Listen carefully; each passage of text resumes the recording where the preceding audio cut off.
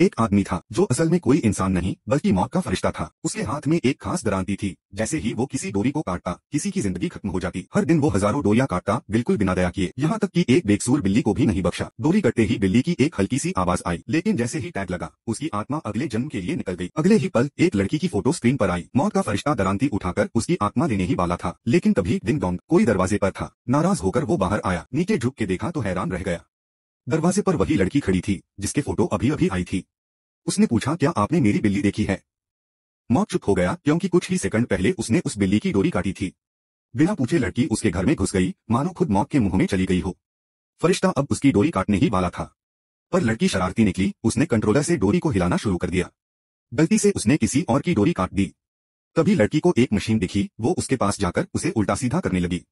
फिर वही बिल्ली की फोटो सामने आई, वही जिसे वो ढूंढ रही थी। दीवार पर लटकी दरांती और डोरियों वाले बॉक्स को देखकर लड़की सब समझ गई। उधर मौत ने लड़की की डोरी खोज ली थी, अब वो उसकी आत्मा लेने वाला था। लेकिन तभी लड़की बोली, पहले मेरी बिल्ली को जिंदा करो, वरना मैं खुद अपनी डोरी काट दूंगी। मौत डर गया, फौरन मशीन में कुछ ट्यूनिंग की और बिल्ली की 9 जिंदगियों में से एक को वापस बुला लिया। अगले ही पल बिल्ली दरवाजे पर खड़ी थी। लड़की उसे देखकर भाग गई और मौत उसका पीछा करता रहा, पर लड़की अब उसकी दुनिया से बाहर निकल चुकी थी। मौत बस खड़ा रह गया और चुपचाप दरवाजे के बाहर उगी घास काटने लगा।